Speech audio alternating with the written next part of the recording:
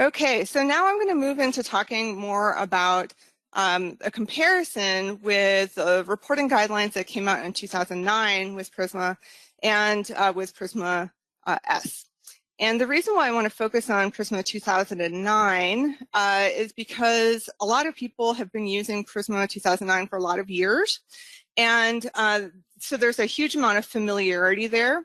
And there's been significant changes, I will just say, between PRISMA 2009 and what you report and what we recommend in PRISMA-S. Again, just to reiterate, PRISMA-S was really designed to complement and build upon PRISMA 2020. So really, when you're using PRISMA 2020, if you have questions about reporting the search, then you can go to PRISMA-S. So they're really designed to be compatible with one another. So in PRISMA 2009, there were 3 items that related in some way to the search. So item 7, which is describe all information sources, including databases with dates of coverage, contact with study authors to identify additional studies in the search, and date last searched. And then there was item 8. Present full electronic search strategy for at least one database, including any limits used such that it could be repeated. And then item 17, which is really about tracking the number of results that you got from your search. So really the biggest change with PRISMA-S is that we've taken it and we've expanded it quite a bit. So instead of having 3 items, for item 7 alone, that category of information sources reporting has been replaced with 7 different information sources and methods items, and also 1 search strategies item. Then item 8, which was on reporting the search strategy, is now 2 different search strategies items. Item 17 is 1 managing records item, and then we've also added 5 additional items related to peer review, search strategies, and managing records. So really, the biggest difference with PRISMA-S is the level of detail that you have that you can refer to and give you multiple examples on all sorts of different information sources and methods and items. So this is just a comparison of what was in PRISMA 2009 is on my left-hand side, and PRISMA-S on the right-hand side. And really, there was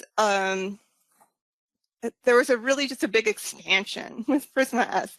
It expands on what was in PRISMA 2009 to provide these specifics and these examples. Some things in PRISMA 2009 were really mentioned that you should report them in the explanation and elaboration only, but they weren't individual items that were requested to be reported. So it meant that there was really very little guidance, especially in the checklist, of course, on how to specifically report some of those items. So PRISMA-S is taking that, and we are adding guidance for most types of information source that is listed here. So if we look at PRISMA-S itself, we can see that it's really broken down into the different types of information sources and methods that could and should be reported. Databases with platform is 1, study registries, which was already mentioned, online or print sources for browsing or searching, including searching a specific website, searching a general web search engine, searching conference proceedings, doing a table of contents, browsing, all sorts of different kinds of online or print browsing or searching methods. Citation searching, of course, having those contacts, and other methods. So the one that I'm going to just call out here that might seem a little bit unusual is the multi-databases searching one. And multi-database searching is really an area that has been the most irritating for librarians when it comes to reading published systematic reviews.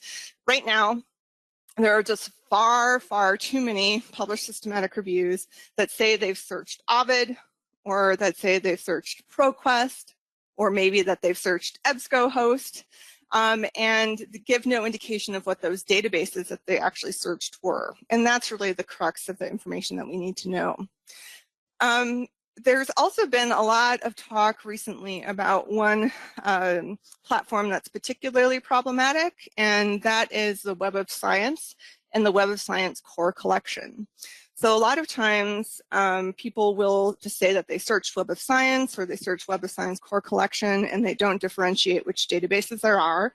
But just as a reminder, of course, for that database, just like for that platform, just like for Ovid or EBSCOhost or something like that, there are multiple databases behind the scenes, and different institutions are going to have different subscriptions to those. So you do want to make sure that you are carefully reporting what each of those databases are. The other methods item, which is the one at the bottom on the right-hand column there, is the seventh item, item 7. Is really designed to be a catch-all for new and innovative methods that are coming out for searching. We know that there's always innovation in how people are developing searches, what kinds of information sources they're using, how they're actually accessing that information. And so we wanted the other methods component to really be a catch-all for anything that we didn't cover in the specific types of information sources in the other 6 items. So just to give you an indication of what kind of the difference between the different items is. So in PRISMA 2009, item 7, which is on information sources, says that in the explanation and elaboration, it includes a sentence that says, in addition to searching databases, authors should report the use of supplementary approaches to identify studies, such as checking reference lists. And that's when it mentions about citation searching.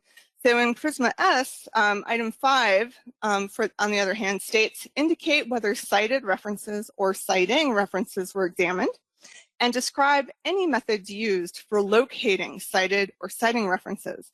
So for example, browsing reference lists, using a citation index, setting up email alerts for references that are citing included studies.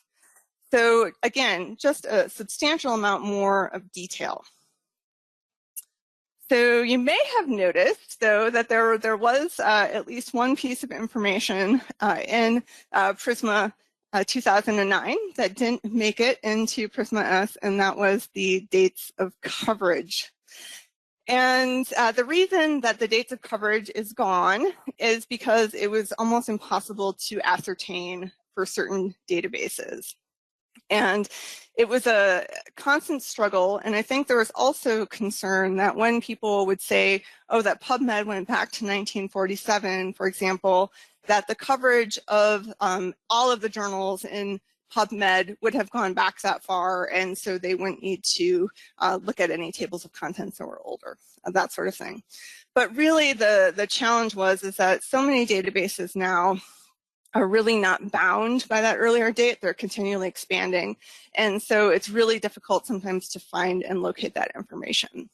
But that being said, if you are searching on a database that does have dates of coverage listed in the title, and I'm really pointing here at Ovid, the Ovid databases, especially the Medline databases, and anything within Web of Science, core collection in particular, they do have the dates of coverage listed and they're in the name, and we would definitely encourage you to report that.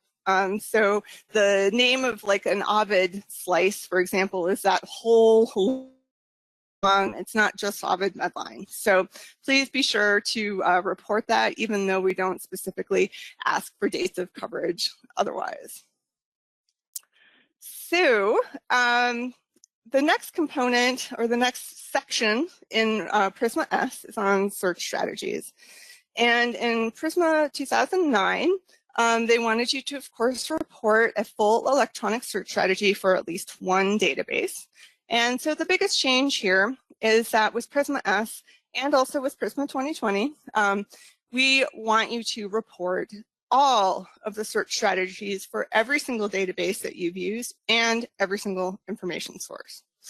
In addition, we've added several other components to PRISMA-S, including justifying using limits and restrictions, reporting on search filters, reporting on prior work, how you updated your search, and then we have moved the dates of searches component from where it was in PRISMA was with the information sources component. We've put dates of searches with the actual search strategies section.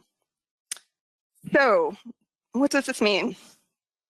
Well, it means that when you're reporting your search strategies for each database and information source, that we mean that you are reporting your search strategies for each database and information source. That includes databases, multi-database searches, study registries, online and print sources that you've used. So have you used a search term to look through a website, for example, please report that. Any searches that you've done for citation searching, and so on. So for all of those different information sources that you had to describe as part of that first section of PRISMA-S, we want to see the description and the full search strategies for what you did to actually search within those items. The next three items that are in the search strategies section kind of go together a little bit, and this is part of the explanation and elaboration from the limits and restrictions item. And it says, using database-provided limit features should not be confused with using filters or inclusion criteria for the systematic review. For example, systematic review teams may choose to only include English language randomized control trials. This can be done using limits, a combination of a filter and screening, or screening alone. It should be clear to the reader which approach is used. And really, it should be clear to the reader which approach is used is the entire mantra that's behind PRISMA-S. We really want that clarity and transparency.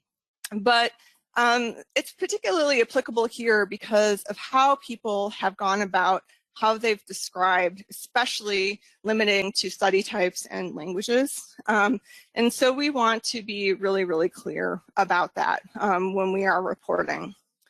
And so looking specifically at limits and restrictions, we again specify that you of course need to report if you've used any limits or restrictions, but also to specify whether or not you've used no limits and restrictions on your actual searches. And then if you have used them, that you need to provide justification for them. And the reason why is, of course, that limits and restrictions, when applied at the database level, are really so prone to introducing bias in your search results that we really want to make sure that this component, this item, is really described very clearly so that readers can interpret and assess the bias for themselves. I will say that of all of the parts of PRISMA-S, finding examples of justification for using limits was the most difficult part of creating PRISMA-S. There's very little that's out there, and part of the reason I sort of jokingly say is that there's no justification for using limits if you're doing a systematic review. But really, there hasn't been a great sense of needing to justify your choices before. And for this specific item on limits and restrictions, we really want that justification component in there. That's just so critical to how you interpret your search. And in addition to that, we also suggest that limits and restrictions be reported pretty much everywhere in your document. So that you report it in the abstract, that you report it in the methods section, that you report it in any supplementary materials. If it's part of your search strategy, that it's actually included in that copied and pasted search that you are including as part of your materials, and so on. So again, this is something that we think is really, really important because of how much it impacts and could bias search strategies. So we want the reporting to be super clear. It is somewhat related to the filters item in particular, because sometimes people will use filters which are pre-specified search strategies that have often been validated through a research process. They've been designed for other people to use them. Sometimes people will use filters instead of limits, and using filters is a more appropriate way to go about doing a limit within a search. And prior work is really referring to if you are reusing a search strategy or a large portion of a search strategy from a published search, that's what that component is referring to. And the reason why that we have called out these these two specific items in PRISMA-S is for a couple of different reasons.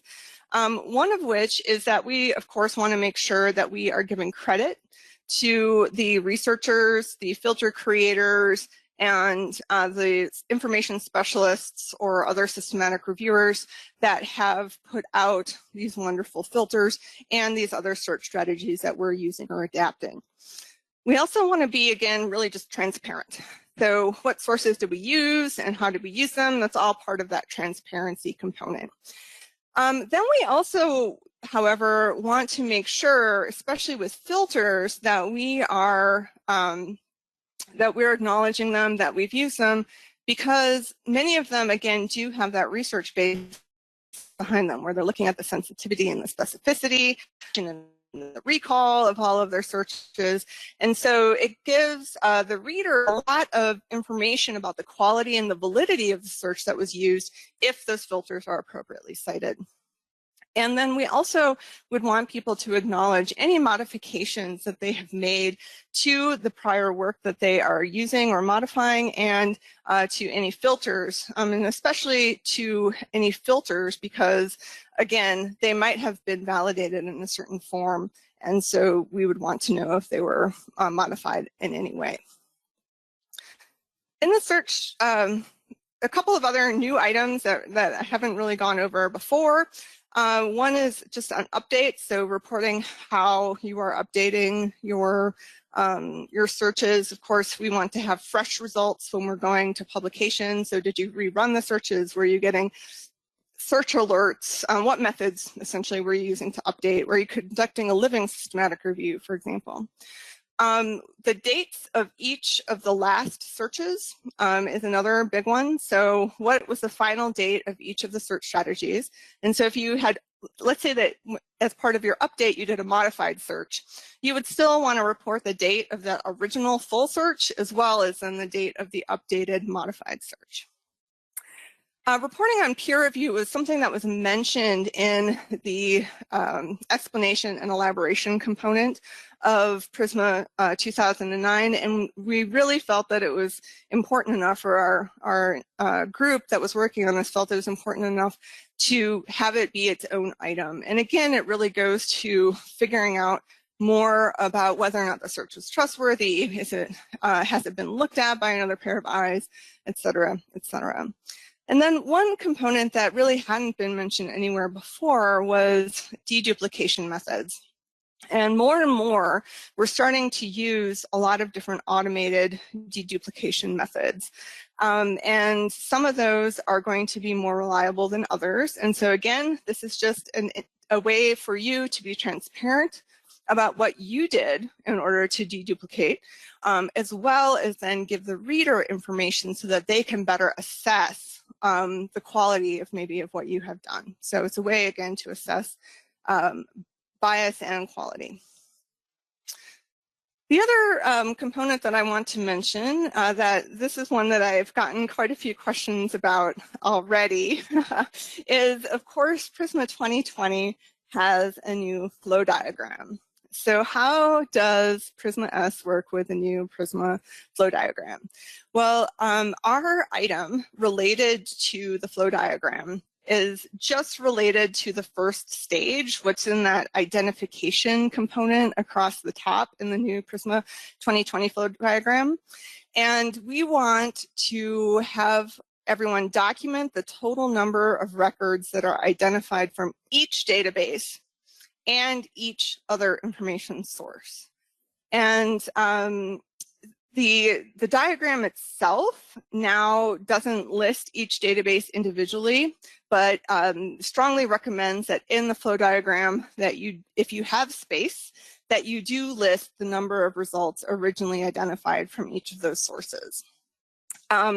If you don't have room because these flow diagrams are getting really big and they can be really unwieldy, then we just want to make sure that you have documented the total number of records that you retrieved originally, and then with any updates as well, of course, for each of those sources in your supplementary materials. But it's a key component actually of the figuring out the reproducibility of searches is by knowing how many results there were originally. And again, I just want to reiterate some information on the supplementary materials. We really strongly recommend that you don't rely on journals to save all of your documentation. There's just been way too many examples where supplementary materials have gone missing and gotten lost. So we do suggest that you use a repository. We talked about that a little bit already. So that helps you get a DOI for your work, so a digital object identifier. It's more easily citable and trackable, and you can see who has maybe actually used your materials and so on. But it also gives you the opportunity to record all of the information that you think would be necessary as part of your record keeping, and to store that kind of all together in one package. So whether or not it's all of the titles of all of the articles that you got from your original searches, or whether it's just a very detailed information about how you went about finding contacts and how you reached out to contacts and how often you use Twitter and things like this. There's so many details that really can't necessarily go into a manuscript because it's too long. The supplementary materials are a great place to put all of that information, but do make sure that it's organized and that you are getting credit for your work by putting it someplace where you're going to get a DOI or a permanent URL. So I'm coming to the end here, so we should have plenty of time for questions, but just a few things that I wanted to remind you of as closing thoughts for our talk here today. So first, remember that PRISMA-S are designed to be minimal standards. This is not encompassing of everything that is important to report for any given method. These are what came out and floated to the top in our international consensus building surveys as the key things that were really the most essential. So please feel free to report on more. But it will give you at least some of the basis and the basics of what you will want to report. Also, again, as a reminder, PRISMA-S was designed to be compatible with PRISMA 2020, but it's also designed to be flexible. And so we really do encourage you to use PRISMA-S with any kind of literature search that you are reporting, whether it's even if you wanted to use it as a narrative review, it just helps give you that guidance for what is helpful to report to have that transparency. We also will again say that the part of its flexibility is that we know that all of the items that are listed in PRISMA-S are not going to be needed or used for every systematic review project or other type of literature search project, scoping review, or what have you. So it really is a list that's not designed to say, hey, this is how you do it. You have to use all of these things. No, it's designed for you to pick and choose and get the guidance for those things that you have done and that you need to report clearly, transparently, and in a way that makes your search the most reproducible as possible. If you're using new and innovative methods, again, it's flexible. We purposely have item 7 in there on using other methods because we knew that we couldn't possibly capture all of the different types of methods that are being used. So the idea is that you would just want to be clear, you want to be transparent, and you want to report what you did. And that is going to help you go forward. And of course, as things change in the next 10 years, we're sure that PRISMA-S will need to change to update with that. So in closing, I would like to give special shout out to the PRISMA-S team.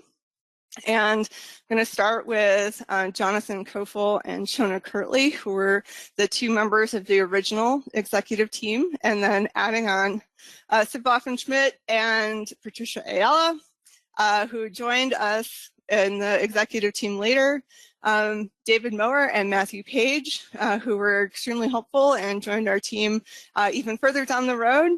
And then I also do want to thank all of the Consensus Conference attendees, and as well as all of the experts who participated in our Delphi survey and who gave us feedback. It was a huge effort. We had many people involved. We were able to acknowledge many of them in our document, but many of them also chose to remain anonymous. So to those of you who remained anonymous, I give you a special shout out. Thank you very much to all of you. And now I am ready to take questions, but before I close my screen so that we can talk a little bit more, just want to let you know that you can always contact me on Twitter via ML Rethlefsen, or you can contact the PRISMA group itself by tweeting PRISMA search, and we are happy to take your questions on there as well. So thank you so much.